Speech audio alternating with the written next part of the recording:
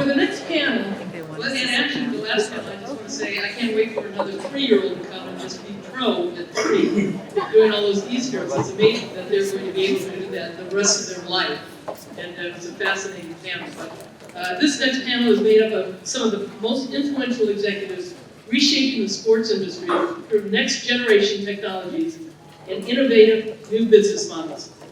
Live sporting events have had to reinvent themselves with the evolution of home theater systems and convenience of watching HD sports on your flat screen, tablets, or other connected home devices. We are now seeing a transformation of live sporting events through immersive experiences and content delivered through advanced data and analytics. We are about to see an evolution of how our smartphones and devices can deliver never-before-seen content with the launch of 5G and enhance the live event experience. Our next panel will be led by Chief Executive of the Innovative Partnerships Group, IPG 360, and Sports Council Board Member Jeff Marks, who has made a career matching prestige sports properties with next-generation innovative partnerships through naming rights, founding partners, and sponsorships.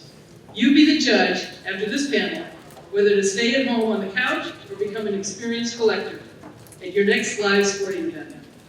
Jeff? Thanks, Anna. We'll get you guys through here. I know you guys want to hear Byron Scott, so we'll go pretty quickly. Before I get started, I did want to thank the organizers of this summit, so David Siegel, Jack Perez, Rich Perlman. For a lot of you that don't know, starting this from year one is truly amazing. When I look out and I see the audience right now and what you guys did, as a few months back, we kind of laughed about it. So thank you guys. This is an incredible job from year one. So I'm excited to be the moderator of the innovation panel, and the first thing is I looked up and we actually have an extra person here, so we're missing a seat. So if anyone in the audience wants to take the third seat, we'll bring you over.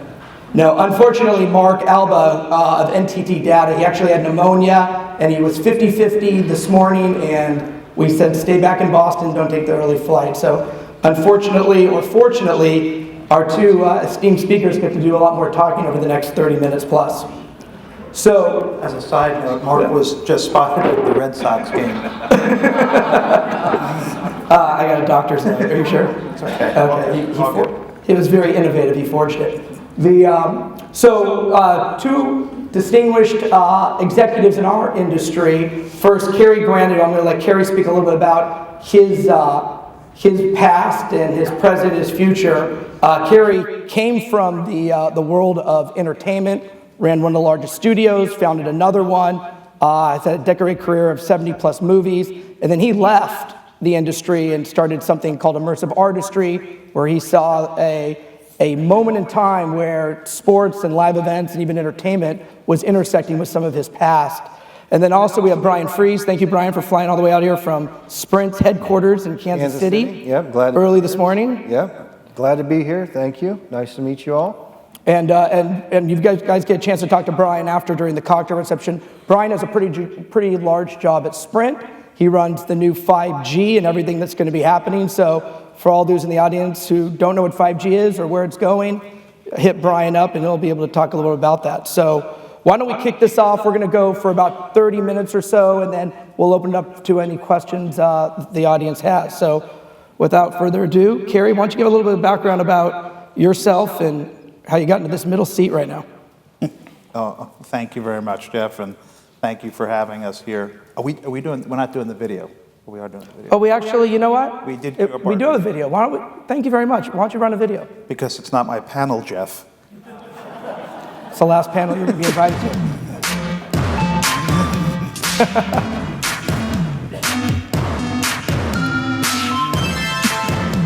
That was good.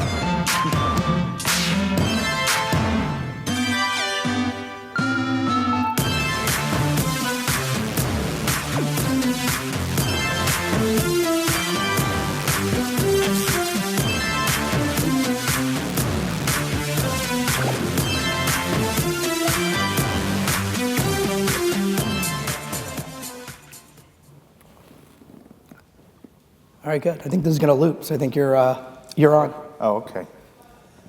So we have a company called Immersive Artistry. The premise of Immersive Artistry is what we see as a very important pivot today coming in the world of content, media, and sports, which is this. For many, many years, we have had a passive experience with content. We sit in a movie theater, we sit at home watching television. Most of the time, we're sitting wearing a headset on our head if we're doing VR or AR to the most part. And our company exists to make that next pivot into an active relationship with content, IP, sports. And it's basically and fundamentally premised on people really want to interact with content in a way that has relevance and emotional connection to them. That's why we all love sports. We have passion. We have passion for our team. Maybe it's our grandparents that grew up with a specific team, or we have a affinity for a specific player. But how do we make that leap of a connection in a different way? So Immersive Artistry has spent the last 5 years very quietly, as I've done with several of my studios, to keep our head down, stay out of the press, while we've kind of built up some very unique relationships and projects that we're doing. Jeff and I really got to know each other because we started working together with the NFL Hall of Fame project, building a whole new community village there. That's several hundred acres of a kind of wish fulfillment of all things football. You called it by the wrong name. The Johnson Controls Hall of Fame Village. Thank you. He did the sponsorship deal, so I have to acknowledge that. That's right. A bold, incredible deal that was done. Our premise is, and I'll use it as an example, we have a project that we've developed called the Luxury Box that's going to start rolling out next year. What the Luxury Box is, it's a reconception of what everybody here has come to express as the sports bar, your typical, Buffalo Wild Wings, your typical local sports bar. So what we wanted to do was to rethink the experience and give people an opportunity to really reconnect with sports in a different way. There it is. So what we've done is we started to study every single sports bar everywhere in the world, from Berlin to India to anywhere in the world that there's a sports watching event. And what we created was a whole new program in which you actually come in, and we've created this kind of experience where 250 people sit inside of the VIP section of an arena or stadium actually at that game that's being played real time, using a whole series of technologies on either side of you, allowing you to interact with the audience on either side of you real time. And you can be in any city, in any location, watching a game, but physically be at that stadium or arena or location. But really, if we take that to the next level of watching a game, what that allows us to do is something no one's ever done. Now I can actually watch that Green Bay Packers game from 1965 as if I was really there. Now I can watch that famous kind of rivalry between the Lakers and the Celtics sitting in the Forum, sitting in different locations, real time. What it does is it opens us up to a whole new way to connect of generations of sports fans who've grown up hearing about names of figures, hearing about locations, but have never had the opportunity to experience it. And so now we're recreating that to a whole new level. We're not using VR, we're not using AR. In fact, early days, 5.5 years ago, which is like early days for us, I don't want to say which company, but there was another company we were actually partnered with early days that was going into the AR space and raised a lot of money and was very dominant in that space. But I really didn't believe that wearing the glasses at the time and having a backpack on you and having a little thing on your side like I do now, which is jutting into my rib, is going to really make people let go and allow themselves to be there. And that's the key. How do you allow yourself to be in the environment? So you're going to see Luxury Box start to roll out around the world soon enough, and it's going to allow people to have whole new relationships, whether it's European football, whether it's cricket in India, whether it's football here, soccer here, baseball here. It's a way to reconceive sports. My background is I come out of the world of entertainment and film, and we're very focused on, and have been most of my career, on understanding audience demographic and then building companies to that audience demographic working backwards. Really understanding the importance of knowing who you're making your projects for. critical.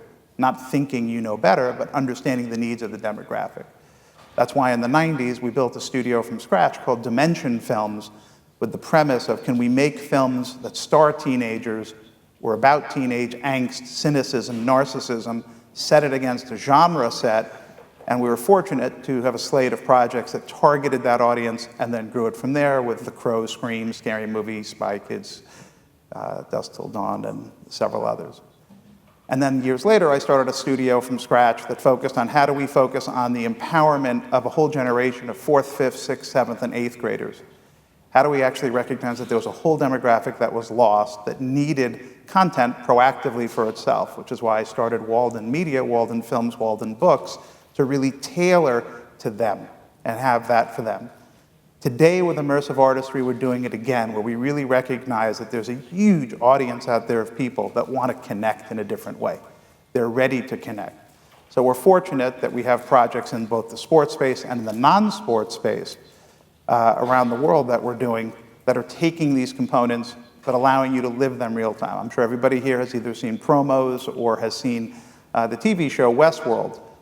That's literally what we are doing. From everything from robotics in our bigger locations to holograms to all sorts of visual techniques and 14 other technologies, but most importantly, it's all supported through our narrative. I'm going to stop here because I don't want to kind of filibuster this whole situation. I think it's great. Brian's only going to give his first name, and then we're going to No, this is super because it makes my job really easy. You just keep rolling, man. It's okay. I'll stop here. I don't want to go into some of the other stuff until we get into stuff later. And then I didn't know if we were going to do the video that showed some of the stuff, but that's okay. I think you can show the video anytime you want later on. Okay. All right. This is your panel. All right, and you're about to be off it. Brian? Yeah, very good. You're I'm up. Bryan Fries, and Carrie had a bunch of great examples there of building something from nothing. And that's what I'm in charge of at Sprint. So I think you guys all probably know who Sprint is. We're a wireless carrier. But I will tell you, I'm here today because 5G is going to transform the way that we all think about wireless carriers and wireless devices and what that type of network is for. My role in the universe is going to be, providing a fabric that people like Carrie and his companies can use to innovate in the content that they deliver and the experiences that they deliver. The plumbing. It's not nearly as sexy as all the cool creative stuff, but super important. And with 5G, you're going to have wireless connectivity that enables content and experiences that we don't conceive of today. And we'll talk about what some of those things are, but it really is going to be transformative to a degree of magnitude that we probably can't overstate. I'll give you some anecdotes in a little while, but this is... I think go now. Give one now. What's that? Give them now. Tell them what 5G, it's coming to LA here. And yeah, so 5G is coming to LA. Sprint stood up 5G in its first 4 cities on May 30th, all the same time. Kansas City, Atlanta, Dallas, and Houston were our first 4. We've got 5 more coming up in the next 4 to 6 weeks. LA will be one of them. So those folks here, you guys are being in one of the first markets in the entire country to really experience what 5G is in a true mobile 5G way. And Sprint has a unique advantage at the moment because these radios are all about the airwaves that you're using to communicate over. And the airwaves that Sprint uses, the spectrum that we use for this, is very, very unique in the industry. No one has anything like this at the moment. They will. Several years from now, others will get similar assets. But for the moment, for the next 3 years, we're the only ones that are going to be able to deliver the types of connectivity and experience enablement that 5G can really do. So we're very, very excited about this. We're very excited about transforming our company. And we are, in the midst of a merger with T-Mobile because they have assets that are very complementary complementary to ours, that if we put them together, it just completely supercharges what the combined company can bring to market. And as we talk through what 5G really means, I think you guys will get excited and see kind of, why we're pushing so hard at this. So I'm very glad to be here. I think there's going to be great things that come out of the discussion and hopefully get you guys excited about what the future holds. That's great. Thanks, Bryan. And as we go through this panel right now, you've got, Bryan on one side, and you've got on the kind of the brand side, the technology side, and then you got Carrie on the property side. So it'll be fun to have them engage because they both need each other to roll out next generation technology. So as we jump right in, I think what I want to first talk about is the consumer experience. Right now, you have devices. We go to sporting events. My boys, we get there, they'll be on their phone. Their dad's also on their phone. What is 5G? What's the next evolution look like where we're off email, we're off doing other things, and we're engaging with maybe some of the content on the field that can be delivered through next generation technology? Mm-hmm. And I'll open that to Bryan, go. I think devices are one of the most exciting areas. So you guys know wireless service as this thing right here, right? That's all through 4G, that's what it was. This was wireless service.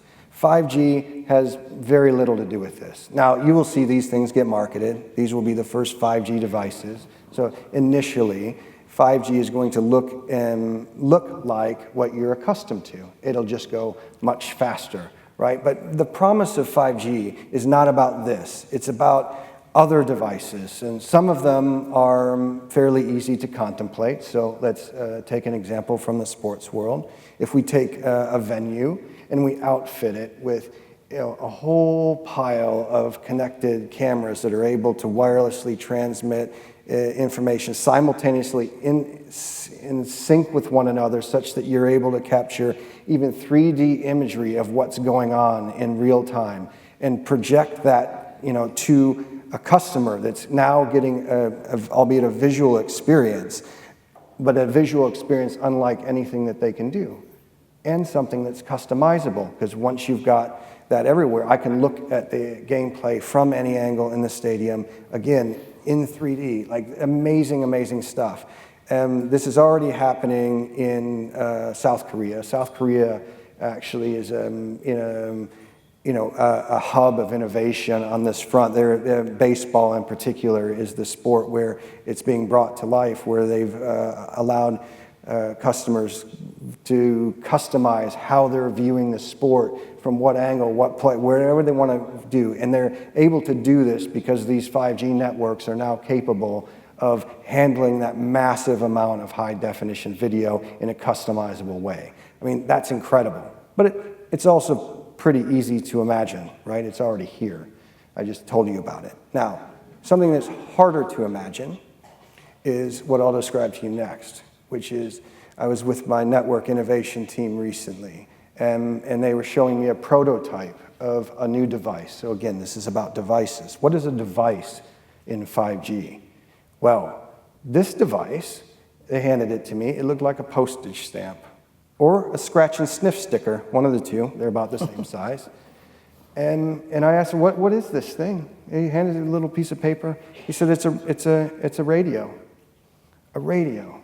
Now, that big, that thin. Now imagine what we could do with that. If I take that radio and I put that radio in a ball or in a helmet or a glove or a jersey or on the field or in the sea, I mean, the possibilities are infinite, right? When you've got something that's that versatile that you all of a sudden can place in all of these directions and gather information, it's like you're able to perceive things that are going on in the live event that you could never perceive before. And you couldn't perceive with human perception. It takes something like this to get that input, right? Wow, how powerful is that? I mean, it's like the population of raw material that you have to work with to generate content. And that's what this is all about, right? I mean, there's an insatiable demand for content. The pool of information that you have to work with goes from Lake Michigan to the Pacific Ocean, right? Wow, big thing. So that's what I'm very, very excited about. And that's why I said earlier, when we start thinking about what wireless networks are doing in the context of live entertainment or experiences, the changes in what wireless devices look like is going to drive a ton of innovation. That's pretty interesting, because I always think about it as this thing is my only device that I need, but in the future, what beholds. And Carrie, as you're building these next generation immersive experiences, and you think about the devices, tell us a little bit about how important is it with the phone, or how are you thinking about other IoTs? Is there any way that whoever's controlling the slideshow can go back 3 slides a second? Is that possible? Just go back a second, and then I can talk about 5G really clearly as an example. Which one was it? Do you remember the image? One more forward. You might just have to wait till it loops again. Okay, all right. I hope everybody has like an hour. But, all right, well, it'll come to me and it'll come up in 1 sec, no problem. So we're looking at 5G in a different way. In the way that Bryan just described things, I think we totally respect, but we're looking at it from a guest experience. And so we're retrofitting proprietarily with a bunch of new patented technologies, wearables. And for us, those wearables are what allow you to be totally in control of your environment. It also is what's going to allow us to kind of flip. So for us, the simplest way to describe it is stop right there. Stop right there. That's the perfect one. Thank you. You know, we looked at 5G and the coming of 5G, and before I get to this picture, we all have our phones. The first thing we do when we go to a location is we say, where's the network? What's the passcode? I've got to find the router, which is somewhere up there. I got to find a way to connect to. Well, we recognized that 5G was coming in a big way, and our engineers and our teams basically said, we have to shift the entire dynamic. The entire dynamic has been you and everybody here has been searching for that box that's somewhere up here. But we shifted everything, and we said, what if we had 14 different technologies and you were the box? And it wasn't your phone, but it was your wearable. And what if your wearable could be in lots of different forms? It could be in the form of a bracelet or an earring, or it could be your lanyard. It could be any number of things that allow you to basically be the thing that, or olfactory technology, binaural sound, all sorts of different technologies are chasing real time. So that I could target sound directly to individuals so that just you hear something. What if you could go into an environment and you hear something that you like and you're with something you like, and you want to not just capture it for your Instagram or your selfie or your post, but you want to be able to real-time mix that experience binaurally in a way that captures something, sends it out, and has real-time communication with people. So that's what we've developed now, the ability within these environments to take it to a whole nother level that people are it's probably going to be years, even after we launch technologies for customers, for them to even understand what's going on. So the image that's up on the screen is an image that's from the Johnson Controls Hall of Fame Village. Good job. Ohio. Nicely done. And the premise was, how do we actually do things that, in essence, feel low-tech, but actually aren't? So this is an example of something in our Hall of Fame experience, which is basically a whole new way to reconceive this kind of field of dreams. Like, it's a 300,000 square foot experience where you walk in as a walk-on player, go through training camp, combine, get drafted, whatnot. But the 8-year-old girl who's racing with, with Damian Tomlinson and other people, they're all pulling a Ford F-150 at the exact same time in a race. So how does that work? How does a real Ford F-150 get pulled in a track, just like real NFL players do? She's wearing a special vest that's basically reading her weight, and it's reading every sort of piece of information about her and her body, like that. That information is automatically registered so that the truck itself is registered to it, so that it's a fair field in a race. And it allows us not only to do a fair race where everybody's pulling a truck, but it also allows us to get real-time feedback on strength conditioning, information that immediately goes into all of the pieces. And then we create a leaderboard out of it, real-time, a la kind of an e-sport, to create a real-time environment. That information that she's racing here, thanks to 5G, is automatically getting transmitted to her parents who are sitting up on the second level balcony, grandparents at home who are watching it, who have a chance to tune in real time and say, oh, I'm going to watch her. But then more to the point, with our new in-sound technology, it allows someone who's watching it real time to be able just to tune in on the sound of her. So now I can actually target my audio to her while I'm watching. None of this would have been possible without 5G. Yeah, a different application than what I was describing, but I mean, again, this is a perfect dialogue because what I mentioned at the onset is that we're going to build this fabric, and the fabric is something that can be used in many, many ways to innovate. So you're going all about experiential. I mean, that's awesome, super cool. And I think we've come to a new place too in society where I would say, I just saw a statistic that said like 1 out of every 30 Instagram accounts today in Korea and Japan, not yet in the United States, but are actually avatars. They're not real people, but you can't tell the difference. And so avatar creation today has reached a whole new level where you can't tell when you're looking at someone doing a whole fashion shoot and whatnot that they're not real. So we're in the process of launching our own avatars in different areas of historical figures and whatnot, bringing them back. But those avatars, thanks to 5G, will be able to talk to you real time as you go through the experience and interact with you. As we start combining cognitive technology, cognitive learning techniques, people know those things as like Watson and whatnot in terms of using those commercials, but to these types of avatars, all require heavy-duty kind of powering through 5G. Sorry, you can unfreeze that. No, that was helpful. I mean, the way I think about it is we go to these live sporting events and we're watching a game. What you're telling me is 5G, some of the things you're dealing, you're now in the game. You can experience it before or after, which I think our next generation, millennials, are looking for. Yeah. Well, good segue into monetization. So here we are, we're doing this only because why? We want to be good citizens, we want to get better experience, better content. At the end of the day, us in the sports industry, it's all about monetization and how can we go make a buck or two. So talk to us a little bit about in the room here, where do you see the opportunities going forward for sports properties, content owners to monetize, whether it's 5G or some of these new technologies? Carrie, I'll open up to you. Or First, I would, this is conversations that we've been having together with some of the greatest European football teams and stuff like that, which is very few teams have a fluid communication with their guests and with their audience and with their fans. Very few teams. You might have passionate fans. You might have fans coming out of the woodwork, but you're not directly communicating with them on a daily basis. And I think that is the pivot that everybody is really, that's the kind of the golden palace that everybody's trying to get to, which is how do we reach this place where our fans are more than just fans, they're becoming ambassadors, and you're going back in time to a moment and an era where, Green Bay Packer fans own the team. How do you basically get back to that? So where this technology is headed is a whole new level of interaction and discussion, with teams. I can't say which team, but we just consulted with a team that's literally looking for fan feedback real time during a game on strategies, plays, and wants to start creating a whole interaction with coaches and stuff like that who are, during the game, it's the wish fulfillment of every single couch fan on the planet. I have something to say and I want someone to hear me say it. Well, that's about to happen now.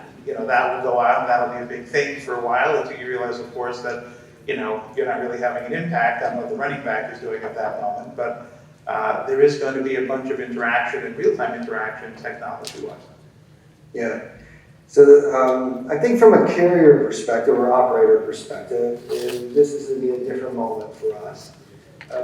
Traditionally, our industry has been able to monetize the technology kind of within our own walls. We haven't been particularly reliant on others. We roll out faster networks, different devices work on those networks, people upgrade, and the business, goes forward. Now, that will not be the case with 5G because, as I told you, 5G is not about the handsets. Everyone will get a 5G handset. That's not what I'm saying. The thing is that 5G is really the expansion opportunity is about everything other than the handset. It's about enabling your business, right, and other creative ideas. So we're the plumbing, right? We're the plumbing, we're the fabric that people can stitch on to make really cool new products, services, experiences, whatever it is. But in order to do that, it's going to require something from the carriers that we're not particularly accustomed to doing. And that is, forming partnerships in order to bring innovation to market. Like I said, we're more accustomed to working within our own walls and driving more of the similar kind of business. But the winners in 5G will be the ones who can, from a carrier standpoint, who can identify and establish the right strategic partners to bring things to life that haven't yet existed, like what you're doing. And if we do that well, then boom, we will win. And I know it'll be hard for us because it's not our DNA as operators, but I like that sort of thing. So I personally am very excited about the change that's taking place. I'll give you a very small example of monetization. 50,000 fans watching a game real time in the stadium. Now you're going to be able to, thanks to some of the stuff that we're doing together, fans are going to have the opportunity to do real-time purchasing of heritage product, real-time, that will get 3D printed at the location. You'll be able to pick it up an hour later, half an hour later, 15 minutes later as you're leaving through retail. You'll be able to have it shipped to your home. You're going to be able to have a whole new level of experience of kind of brand opportunity and extension real-time. That's awesome. That sounds. We've got, from a partnership standpoint, to give an example on my side as well, when we announced our initial markets, we were in Barcelona presenting about the status of 5G. I think that's when we announced the partnership.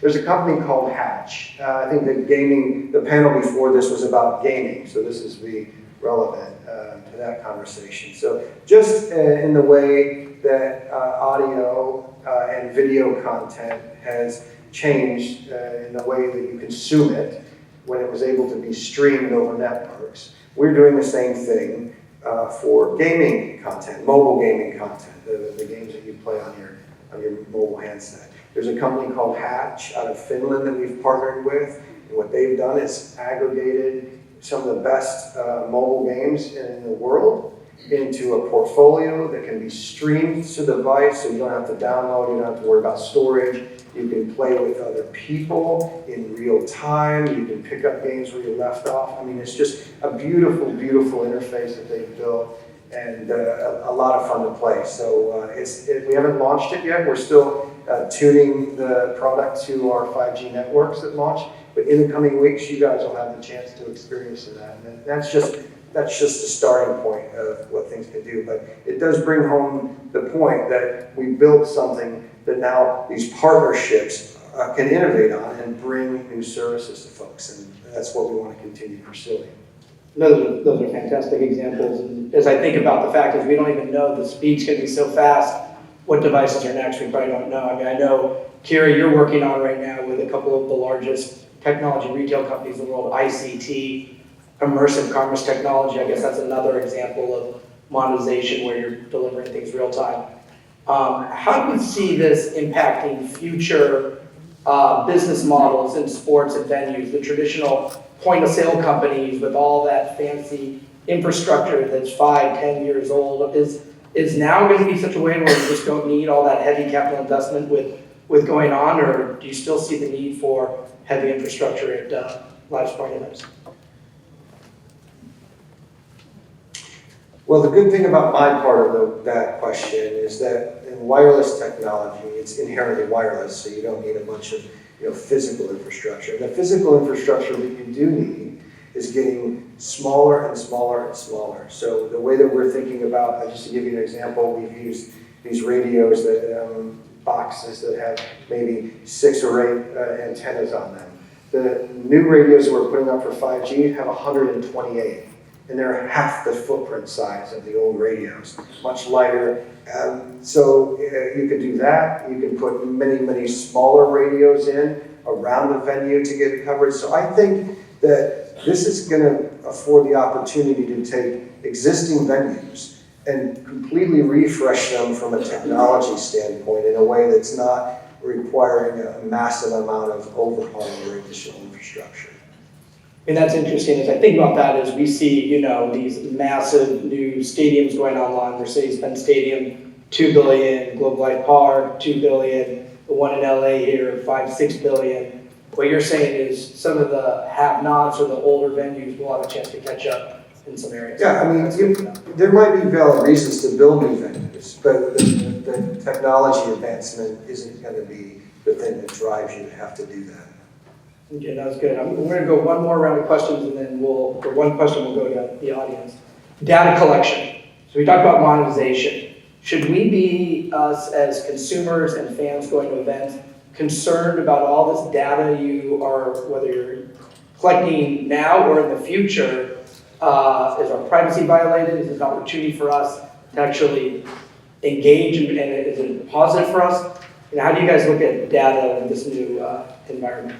I think we've hit a tipping point where this next generation, this XYZ generation that's growing up with cryptocurrency and blockchain has learned that their identity has a huge value in and of itself, and they're about to turn the tide entirely on data collection.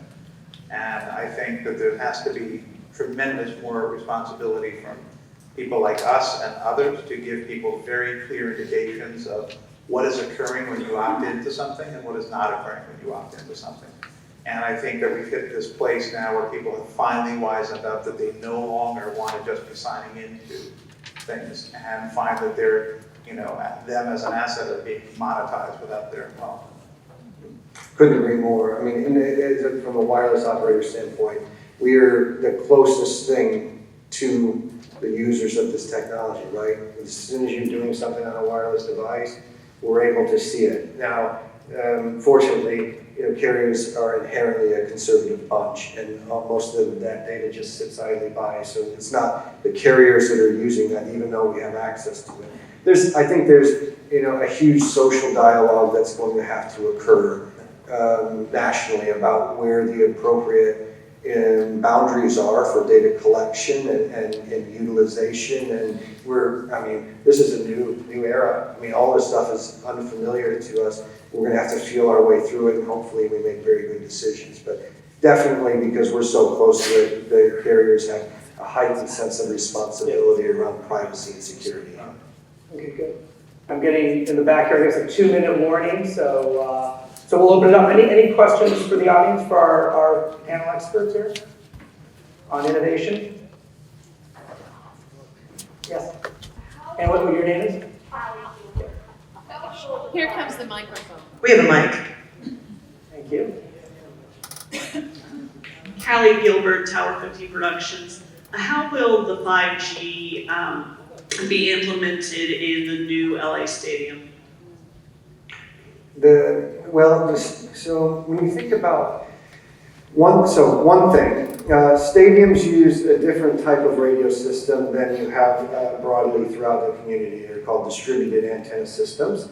5G is not currently available via distributed antenna systems. So, and when that is built out, so that'll probably be 12 to 18 months before that technology is available. So I'm not sure what the status will be.